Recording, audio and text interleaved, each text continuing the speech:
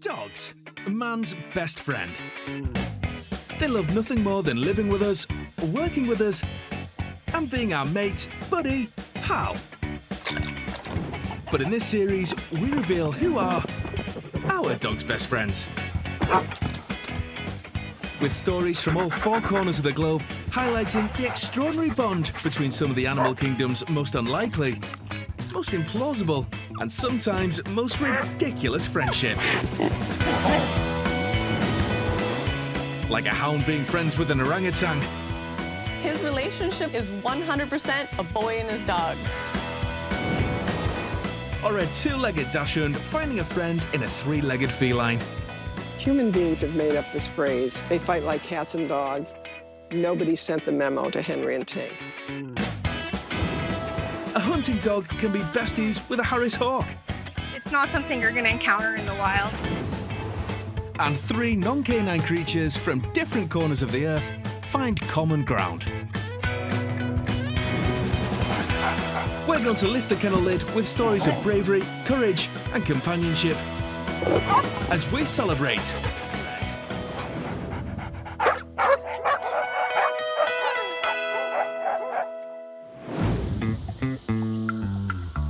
First stop on our canine tour is Myrtle Beach, South Carolina, where there's over 100 animals at the Tigers Preserve, a place that gives visitors first-hand interaction with wild animals. We do hands-on education because it's the only way we can reach people, by giving them that opportunity to touch the animals. We do have another tiger coming out to run for you. Moksha Baibi is an animal trainer at the preserve and spends most of her time caring for a variety of creatures, including a baby tiger who was rejected by his mother. But the first star of our show is a hound dog named Roscoe. Roscoe loves to go running with me, and he loves to go swimming with me. And he loves to help Moksha out on all her rounds. He is the ultimate dog. He's a good boy. Roscoe is a blue tick coonhound, a descendant of the English foxhound. These hunting dogs have an incredible sense of smell, which makes them great at tracking animals. They're known for being personable, friendly, and mindful of others, so they're fantastic companions.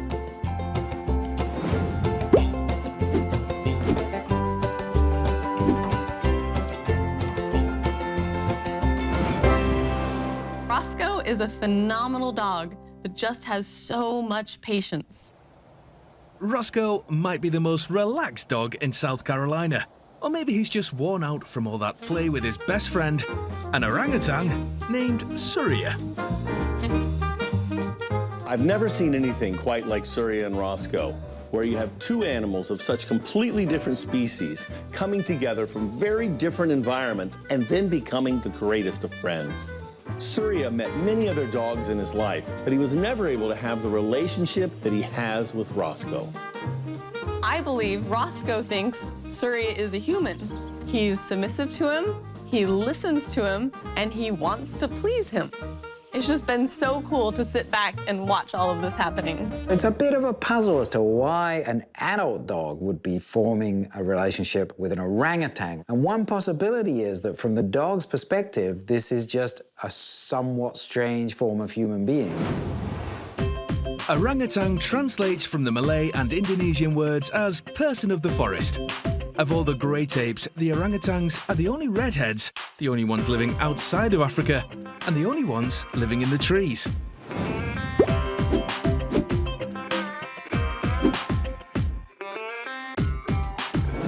They broke all of the rules. They are phenomenal. Remarkably smart, orangutans are the most intelligent primates. This is largely due to their ability to imitate others. Having watched his caregiver Moksha raise animals, perhaps he wanted to care for one of his own. He's mimicking a lot of what I do, just like a child would. And I think that's a huge part of what makes up this relationship. The bond between Roscoe and Surya was strong from the start. In fact, it was because of Surya that Roscoe is now a part of the family at the preserve. About 7 years ago, Roscoe was found as a stray near the main property.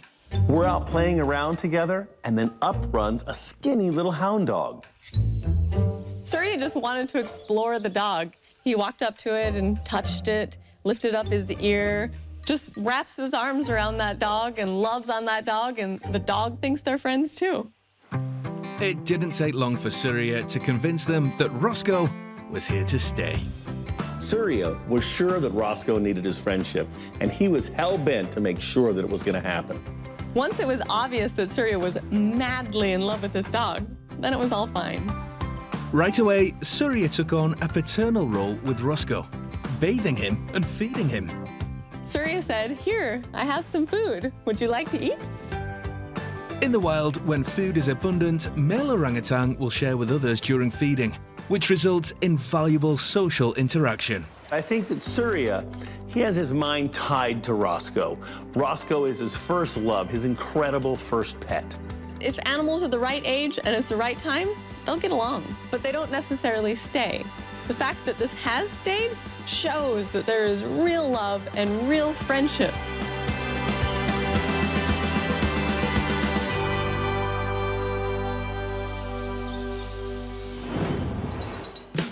Over in Utah, this 12-year-old piglet loves playing with his Doberman friend.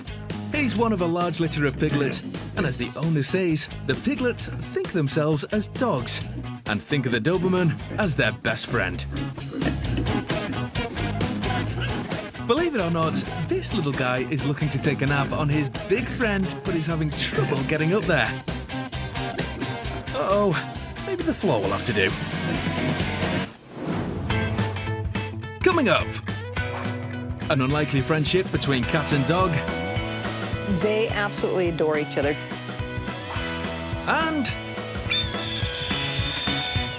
how can a canine and a raptor be friends?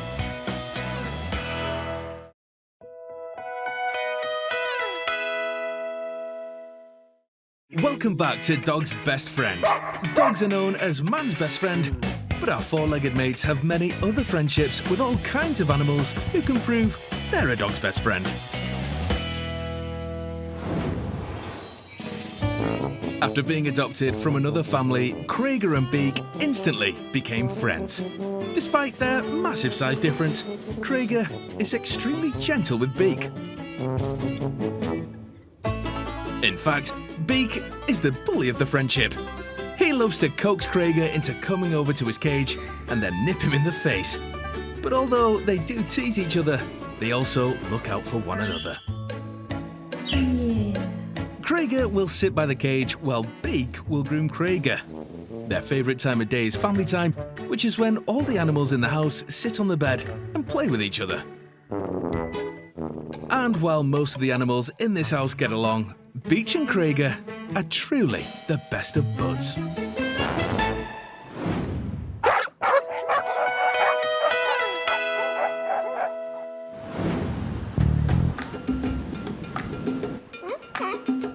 San Diego, California is known for its sunny weather and idyllic coastline. But in this part of the Golden State lives a dog whose life wasn't always a beach. Tink is a little dachshund. She is 7 years old. She was born missing her front legs, and she gets around by a set of wheels that was made for her. She flies around on them. Tink was the product of irresponsible breeding and part of an entire litter of puppies with defects.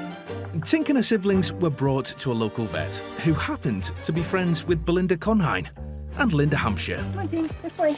The vet had convinced Linda and Belinda to foster Tink until he could find her a home. When I first met her, she was just tiny. There was something very special about her. And then I just kept thinking, I want to make sure she's well taken care of. I knew if she was with us, she would be well taken care of. So what was meant to be a temporary home to Tink very quickly became permanent. We're amazed what she can do. She actually has no clue that she's missing any legs. She's tenacious. She gets what she wants. Dachshunds are the shortest hound dog. Originally bred in Europe to hunt burrowing animals such as badgers, they're small in stature but big in character, with a loud bark and an eager, affectionate personality.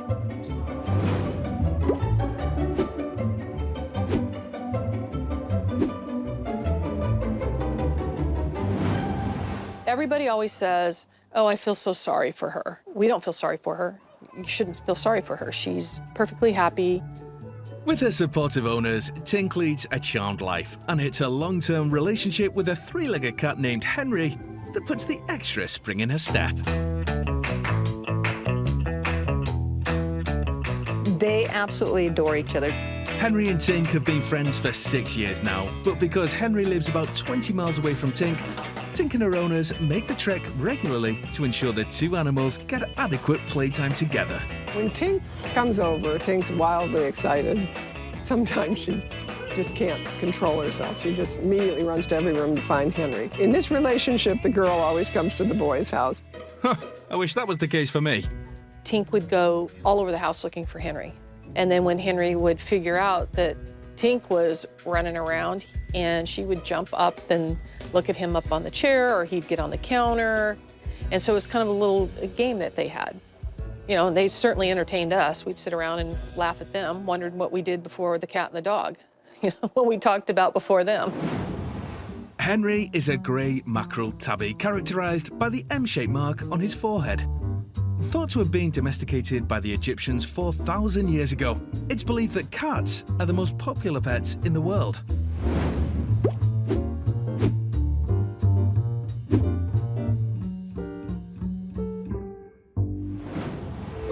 Unlike his lady friend Tink, Henry was born with all four paws, but right before he was adopted into Kathy's home, his fate would change after a fire 60 miles away from San Diego. When we first met Henry, he had four paws. But after the worst fire in California history, we took him to the vet, and he said, the good news is he's a healthy 4-year-old kitty. The bad news is he needs an amputation or he won't live. Unsure of how he'd react to only having 3 legs instead of 4, Kathy couldn't believe how quickly her new cat was able to adjust. He immediately functioned on 3 legs. He very quickly could run and jump and do everything he could on 4 legs on 3 legs. Henry's story of perseverance inspired Kathy so much that she decided to write letters to her friends about him and his journey. I wrote a letter to 20 of our friends in Henry's voice, and to my surprise, people started to answer Henry. This brave cat's popularity swiftly began to snowball. I've answered almost 70,000 letters to Henry from people all over the world and people with all sorts of challenges. And Henry's sort of their icon of resilience and tolerance and courage. Henry's growing fame led Kathy to write books about him, starting a website and even lecture at schools, which is what brought Tink to him in the first place. I went to the lecture and afterwards went up to Kathy. She brought this darling picture of this 5-pound little 2-legged dachshund. The next night we went to dinner and took Tink with us. Come on, where's Henry? Henry came out and he just nuzzled and sniffed her, and she sniffed back. And before we knew it, they were laying in this nice fluffy bed together. What's so lovely about Henry and Tink is that they both have these physical challenges, but that doesn't stand in the way of their friendship. Their physical challenges may explain why these two get along so well. With Tink and Henry, the very fact that they're slowed down by their physical difficulties might well mean that they can just have the friendship and there's little risk of the predator chase getting involved. What's interesting is human beings have made up this phrase, they fight like cats and dogs. Nobody sent the memo to Henry and Tink. Kathy and Belinda loved that these two animals had such an instant bond. I think when they found out that they could be close with each other, that was the special moment. And since then, they sometimes play, they sometimes cuddle. They just seem to like each other a lot. Because these two live apart, Henry and Tink don't get to be together all the time. And as their owners lead busy lives, visits together require lots of planning ahead. Well, Henry has to have scheduled play dates with a dog because they live 20 miles apart. In the beginning, they saw each other weekly. And as we've gotten busy, sometimes it's a month. No matter how long it is, I know they remember each other because if it's even 2 months, they're always glad to see each other. as long as we can take Tink over there, I know they will be friends. Whether they know it or not, Henry and Tink have moved their owners to teach others about the importance of tolerance. We really gained an appreciation for what happens when you don't move through the world with prejudice. Despite their differences, this cat and dog do anything but fight, and if that's wrong, Who'd want to be right? I think they're forever friends. They don't see their differences. They just like each other. They're safe with each other. That's the way friends should be. Blackie the dog, albeit the biggest, is the youngest of this pack and has been friends with 4 guinea pigs. Mocha, Caramel, Pancake and Coco since the moment he came into the house 3.5 years ago. He loved to eat with them, sleep with them, and the piggies will even make sure that Blackie stays groomed. The guinea pigs get jealous of each other for Blackie's attention and will do whatever they can to get it. But Blackie doesn't mind. He's grown used to all this pooch pampering. He's very protective of them, whether at home, from the dreaded housework, or outside when the family goes for a picnic. No matter what, Blackie just can't get enough of his 4 little guinea pig friends.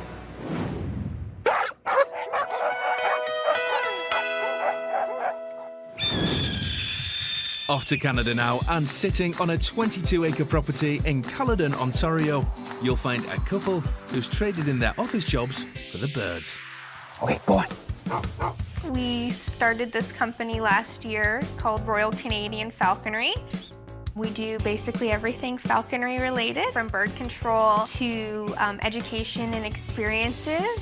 With 3 Harris Hawks on the property, there's one special canine to keep them in line. A 1.5-year-old dog named Osis. Osis, she's a ray of sunshine. She's just always so happy.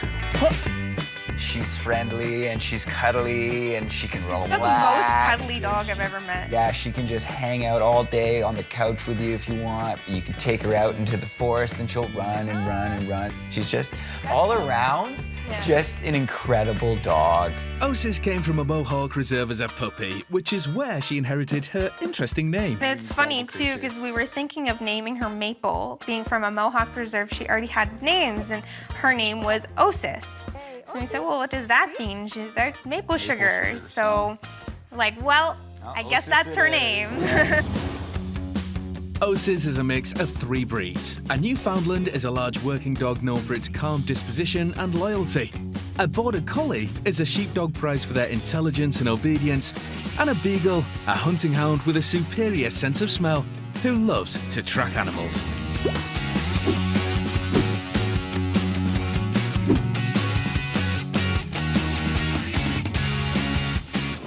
As soon as her nose goes down and that tail goes up and she's on a scent, she's off. This hound with a nose for the hunt has surprisingly become birds of a feather and favourite co-worker of one hawk in particular named Aspen.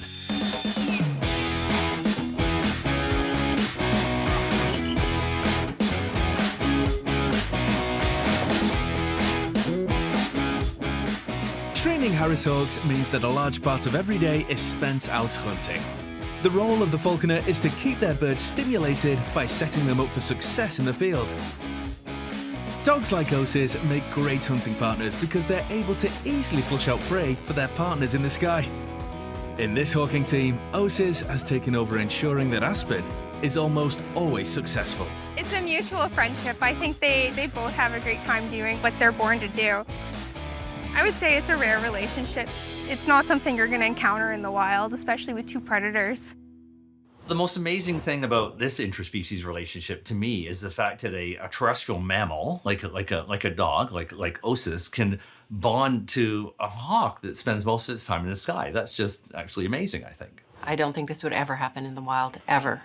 The breed of dog is important because this particular breed, it's got Border Collie in it, and so this is a working dog, and I think it probably appreciates having a work buddy. And I think that's what's going on here, is that you have 2 work buddies who appreciate the skills of each other and that they've bonded over that, and I think that's a pretty unusual thing. It certainly is. Historically, it's not unusual for Harris Hawks to have an aversion to dogs. Some birds will never accept another dog in the field. Some birds will refuse to hunt if they see a dog in the field. Even though Aspen has now taken Osis under his wing, it wasn't always smooth gliding for these 2. They had to get to know each other slowly. We first started the introduction process with a big sliding glass door, and we had Ose on one side of it and Aspen on the other, so they could see each other and become desensitized. There were many things that could have gone wrong with this introduction. It was nerve-wracking. Osis is a big dog. Osis could really kill Aspen, but Aspen has very sharp talons. He could take out an eye. Obviously, it wasn't incredible right off the bat. Ose got a little bit too close. Aspen would show himself, make sure that he was a big, scary bird, and Osis learned the lesson pretty quickly, and that actually created a nice, healthy, respectful relationship between bird and dog. Most dogs, when they see a large, predator like a hawk, might actually try to go after that. And hawks, with these talons, they can be pretty tough customers themselves. So, feasibly there was a potential for this relationship to actually go wrong. The way they were introduced allowed this friendship to blossom, as I don't think that would ever happen naturally, ever. Gradually, Aspen and Osis got more comfortable around one another and eventually were able to go out into the field with each other. But Aspen still lets Osis know his place. Aspen would come down and dive bomb Ose at the beginning, just to give a little reminder, hey, I'm here and I'm above you. And now Ose, she's very aware of when he's around her now. Dogs, they have such a dynamic social order. Dogs are comfortable knowing where they stand in a pack. And it wasn't until he was like, no, I'm the boss, this is what we're doing. And she says, okay, yes, sir. She understood the social order. Coming up, find out how Osis can stop the hunter becoming hunted. There's all sorts of other predators that are a risk to us. A boxer becomes part of the herd. And animals that aren't dogs can be friends too. It's crazy to think that those kind of animals that are so different could care about each other, but they definitely do.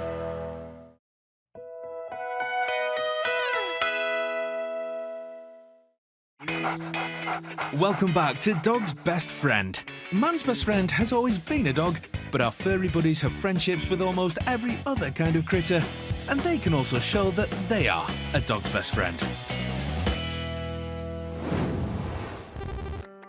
In Caledon, Ontario, two working buddies, a hunting hound and a hawk, are in admiration of each other's skills, and after only a short period of time, have formed a strong bond with one another.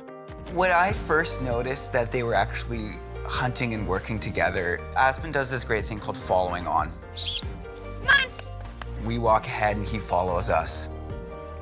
Osis was way ahead and he started following Osis instead of following me. So now he's not just looking at me as his hunting partner, he's looking at Osis as his hunting partner as well. It came very naturally once he started to see consistently that she would flush bunnies. And it was, almost within a span of 2-3 days, we got out and he went from resenting her very much to paying very close attention to what she was doing while she was out there. That's when I think Aspen really saw the value of going out with Osis. Birds of prey are usually solitary, but Harris hawks are communal and hunt collectively in a group known as a caste. They're called wolves of the sky because of this pack mentality.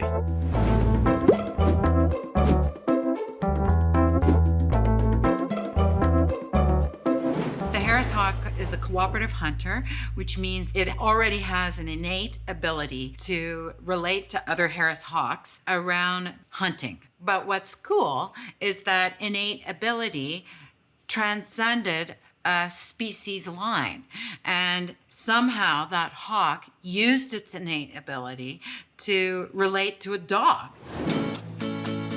Aspen has accepted Osis into his caste, but their symbiotic relationship has gone even beyond that of hunting partners. These two really enjoy spending time together.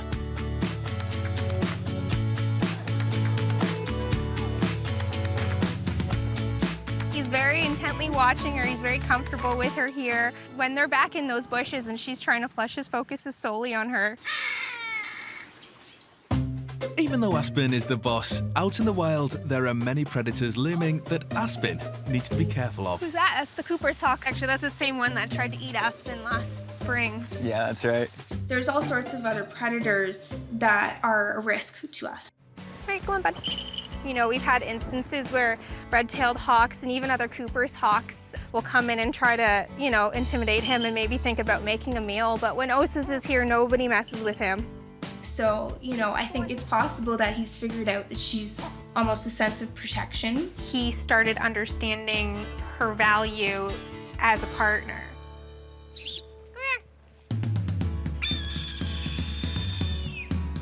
So long term, between Aspen and Osis, I only see their relationship getting stronger. They're only gonna become more fond of each other. You know, they're each getting what they want out of the relationship. They've come a really long way. They went from simply tolerating each other to now actively working together, coordinating with each other, watching each other, and respecting each other. Osis is still a pup and the bird is still really young and they have a long career ahead of them, and if they just keep on doing what they're doing, I'll be so happy for them. Ah, the hawk and the hound. Quickly, someone get the film rights.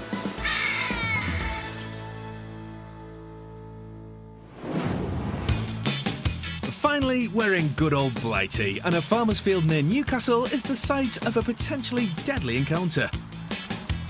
When Lucy, a 6-month-old boxer puppy, went for a walk in the countryside, a herd of cows crowded in for a closer look. With each cow weighing nearly 1,000 pounds more than Lucy, it would only take one heifer to panic her, and this pup would likely be crushed.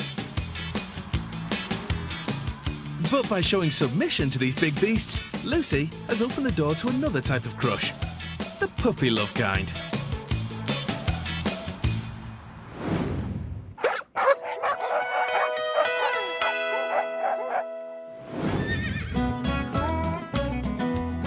On a beautiful horse ranch just outside Orlando, Florida, there's a lot more than just horses. What started out as a personal passion has slowly grown into an animal petting zoo where people come for hands-on experiences with exotic and endangered animals. I'm an animal lover, so it was an easy decision for me. Leslie has always been an animal person. So I went from being a horse trainer, this is a horse ranch primarily, to visiting a local rescue who at the time had kangaroos. Leslie wanted a kangaroo, so Leslie got a kangaroo, and it was all uphill from there. As her love for animals grew, she had no idea what new friendships would soon transpire. I was hooked on the kangaroos because they're so sweet. Lovebug is my little western gray kangaroo. He's just over a year old now.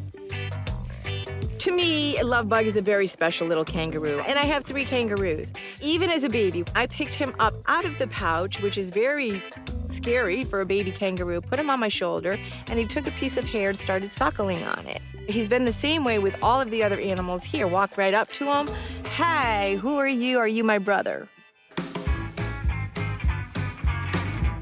When they're babies, what kangaroos do to play is they go crazy for about 10, 15 minutes, and they just hop crazy every which way as fast as they can. As they get older, you'll see less and less of that. I think they get lazier and lazier as they age, as we all do, I think. Kangaroos are only native to Australia, a marsupial that's adaptable to a range of environments. They lick themselves to keep cool. Their strong tails help them to kick and jump up to 40 miles an hour. Usually living in groups called mobs or troops, the males box to assert dominance.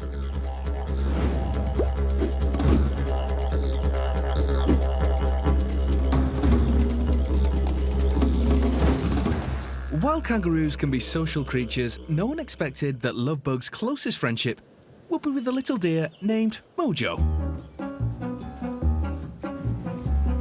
When Mojo first came to live here, he was a week old and was maybe the size of my palm. It was a little bit intimidating, you know, to have such a tiny animal come in. He had little spots like Bambi, was the sweetest, cutest little deer ever. Hi, buddy. I absolutely remember the first interaction between Lovebug and Mojo. Lovebug was very tiny, was rarely out of his pouch. And Mojo walked up to him and looked at him like, "Hey, who are you?" And Lovebug looked back like, "I don't know." And from that point on, they just became closer and closer and closer. When two animals that are unrelated are brought up closely together, they can form a strong bond that some people call friendship. I actually think of it myself as being like a brotherly or a sisterly bond. It's like a fraternity kind of a bond that they form.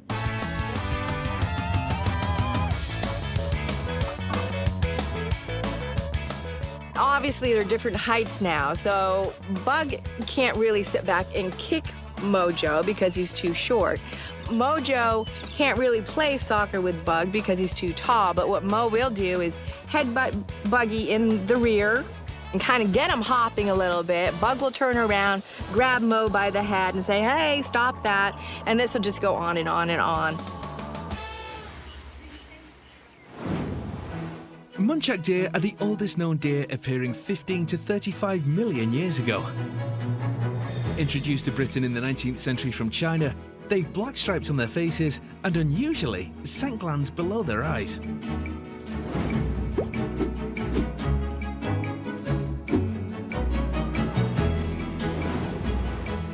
It's unlikely that a kangaroo and muntjac deer would even cross paths in the first place, and their bond is even more incredible since Mojo the deer has tried to befriend the other kangaroos without success. He took his hands and kind of swatted at him, and doing so knocked Mojo down. But despite being pushed away, Mojo kept on trying, and his persistence paid off when Lovebug reciprocated. Mojo and Lovebug do have a bond. Neither one have been neutered, so they're both intact males. So given that, you know, there's going to be more aggression, testosterone, just naturally. And I've not seen any aggression whatsoever. Perhaps because they do play enough together that they're going to get their, you know, testosterone out that way. So they definitely have a bond. The deer is a wild animal, so you would expect its imprinting period, the period in early life when it's willing to learn what kinds of beings it's okay to make friends with, you would expect that to be well over by the time it's 6 months old. While Lovebug and Mojo are an inseparable duo, there's a certain lemur named Poppy who likes to get stuck in the middle. Two special friends became a gang of three. My adorable Poppy is a sweet black and white ruffed lemur. He is just a year old. Poppy can be that annoying little child that comes in and, you know, is relentless about playing with you when you don't want to play with him.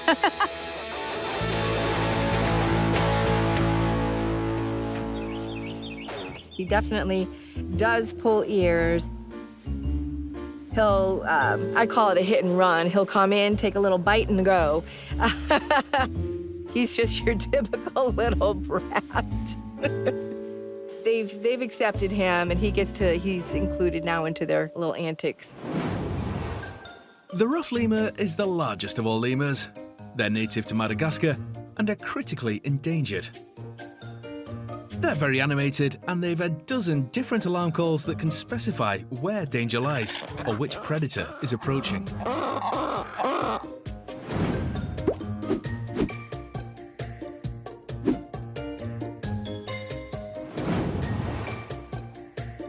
Poppy is the resident photo bomber and very playful, but it's Lovebug and Mojo that he really wants to play with.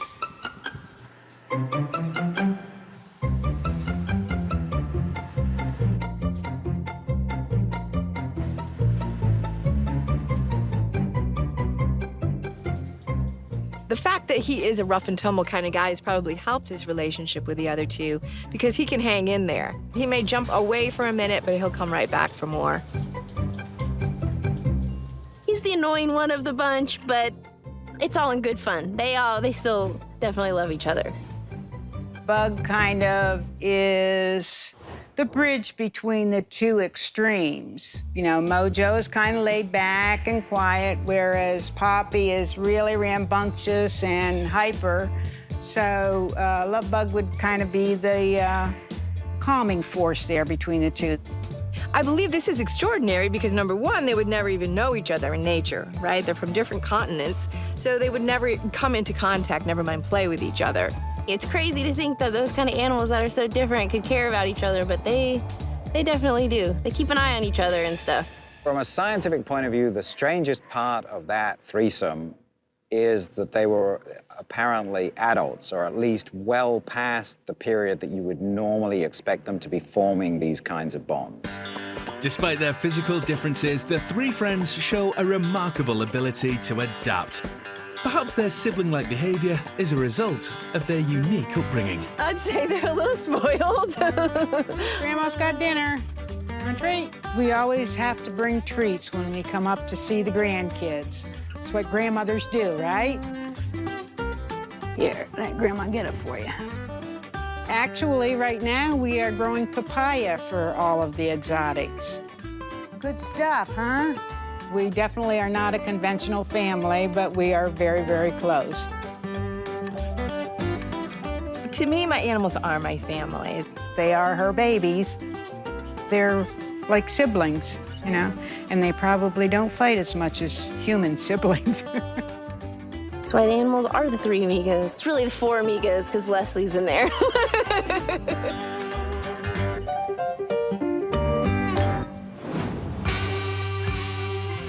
In Columbia, Missouri, Samson the Beagle has a special relationship with Lily the cat.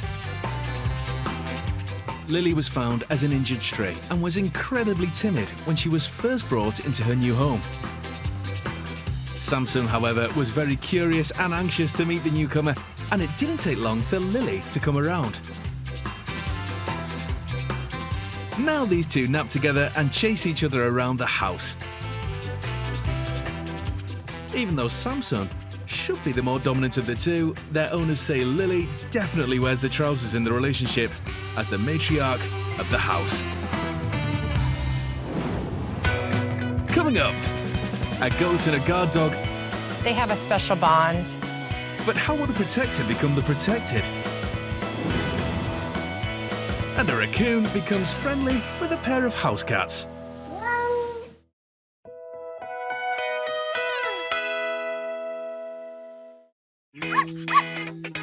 Welcome back to Dog's Best Friend. Our canine companions have always been their top of man's list as best mate, but there are many other animal buddies who can claim to be a dog's best friend.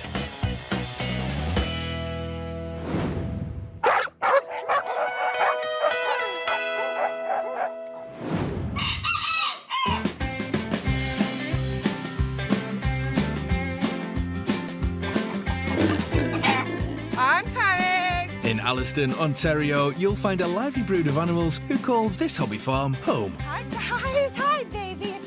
We have a llama, we have sheep, we have pot-bellied pigs, we have 2 little roosters, 4 dogs, and 12 puppies. Willow is the protector of this farm. She's a Marima Akbash mix, an intelligent and loyal hardy sheepdog breed.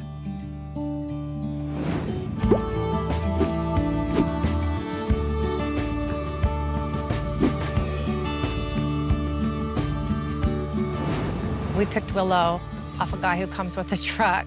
He knew I wanted a dog, so he brought all the puppies. And I picked a little black puppy, but he didn't pick me. He pushed his legs against me. So then I picked up Willow, and she just went right into my neck. So I knew that she was for me.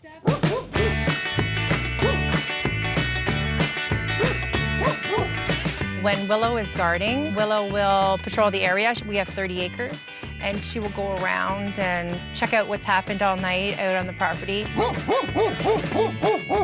She will let you know if anything's close, like she will howl, she will bark. She will stand up with her head straight up in the air, and she will put her tail straight up. And then she'll usually run at 100 miles an hour, and she's gone. She'll chase the Canada geese in the field. She likes to chase them and make them all fly. But she's good with our 2 little roosters. We have 2 little roosters, Bert and Ernie. While Willow has been a protector from a distance for many of the animals on the farm, it took a certain newcomer to strike up a friendship that Stacy never expected.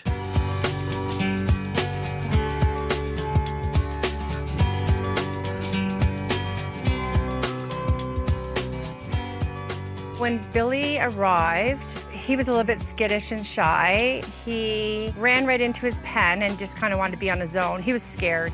But Willow took right over as a mother hen, and she kind of welcomed him to the farm. She just was beside him all the time, wanting to be with him, trying to comfort him. It was the cutest thing. Wherever Willow was, Billy would be. Then they would be laying beside each other outside, and there was a bond being formed. You could see it.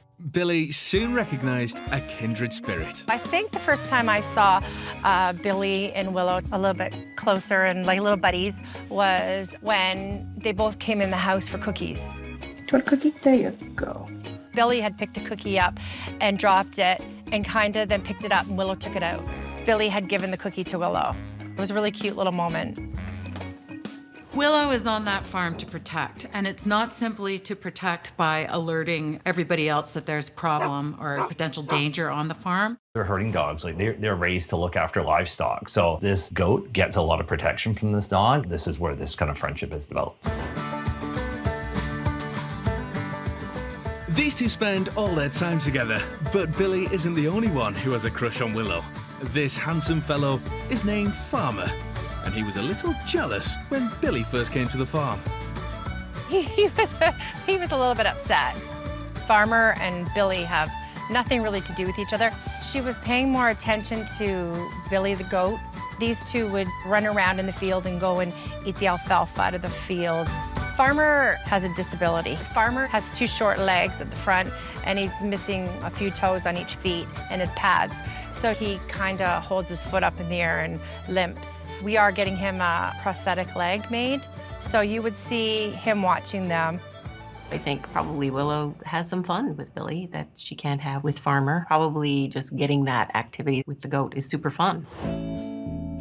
But there's an even bigger reason for Farmer to be jealous of Billy. Willow recently gave birth to a litter of puppies. Farmer's puppies. Willow has 12 puppies. That's her first litter, so usually you only have about 7, 8. So she had 12, the maximum.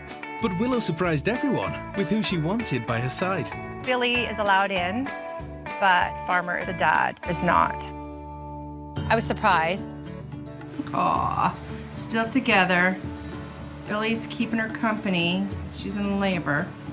That was a big job having all those babies. It took a whole day. He was up on top of the hay looking down at her while she delivered, wondering what was going on. What's interesting about Billy and Willow is that the relationship was reversed because now the goat is behaving like the protector. You would think Willow would be actually more defensive around her puppies with Billy hanging around, but maybe Billy is kind of feeling like he's a bit of a father figure in this. So it's Billy's turn to take over as protector to his best friend. And to Willow, there was no one more trustworthy than Billy. I think Billy thinks the puppies are his. He stands on guard and watches them, and they look like him more than they do Farmer.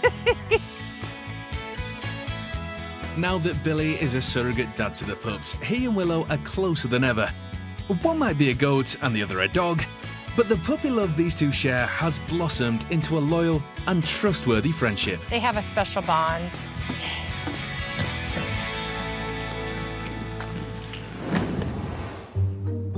In Seattle, Washington, a raccoon becomes friendly with a pair of house cats. Perhaps it's not so much of a friendly encounter as a taunting from the other side of the glass, as the raccoon proceeds to drink their water and eat their food. All the cats can do is sit and watch. In friendship, there's got to be give and take, but this raccoon is all about the take. And I hope that you can take from this show that dogs can be pals with more than just man. From an orangutan... I think Roscoe will always have a very special place in Surya's heart. To a hawk... Between Aspen and Osis, I only see their relationship getting stronger. And a disabled dachshund with his feline friend. I think they're forever friends. All can be a dog's best friend. Later in the series, a Jack Russell Terrier proves she's the top dog to this miniature horse. Spanky feels a bit more important, just like our big horses do. A Puggle tries to snuggle with a lucky rabbit. This is special. This guy really likes his sister. And a yellow lab makes some fast friends. That's so unique, how they've connected. You know, it's beyond anything you and I can comprehend. See you next time.